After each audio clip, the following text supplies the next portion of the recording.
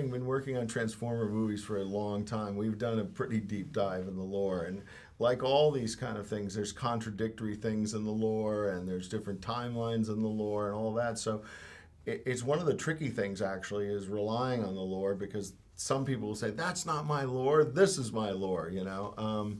In this case, what we were really interested in was there's one of the lores, if you would. Optimus is a librarian. He very much sees himself as a guy within the system, and he believes in changing the system. And so we sort of took off from that as the idea of his literal optimism, but also his naivete, his sort of dreaming. All those things come out of this idea that he was a guy who believes change is possible. What's interesting about the D16 character is that he's bought into the system at first, you know, and like anybody who's bought into a system too much, they get burned by it, you know. And so that aspect of those two characters within the lore is what we wanted to make this movie about. I love that we have a planet that changes and that is wildly colorful. You know, I'm bored of, I don't know why film has gotten sort of stuck in the post-apocalyptic dusty planets. They're kind of boring to me. So when we set out to do this, we were like, well, how colorful can we make this? And how much can we make this an experience?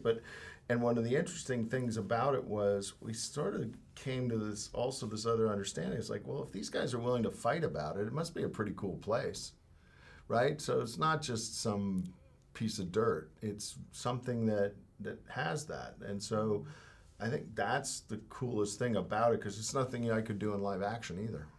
That was, in many ways, the most surprising thing was we had thought about this story since the second movie. We kept coming back to this story because it's so powerful. It is Cain and Abel. It's biblical. It has a lot of aspects of real life in terms of how friendships devolve. But the thing that was really exciting and unexpected was how much now I see both Optimus and Megatron as very different characters now, because you understand how they got there.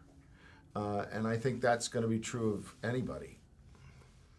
Well, in this movie, Orion Pax is my favorite because I see a lot of myself in my late teens and 20s in the sort of idealism and the anything is possible and let's go on adventures. I was definitely the friend who was going, come on, let's go. So he's become my favorite in this movie. Over the series, it's hard not to make Bumblebee your favorite because he's always huggable. It's a deeply held emotional experience, and it's the strength of the film. You know, that you go from really understanding the bond that they have in a difficult circumstance in life, and then watching how that begins to get shredded through the movie. So it's what carries you through it. It's very heartfelt. It's sad. It's also really fun. So that's, I find, the most satisfying part of the movie.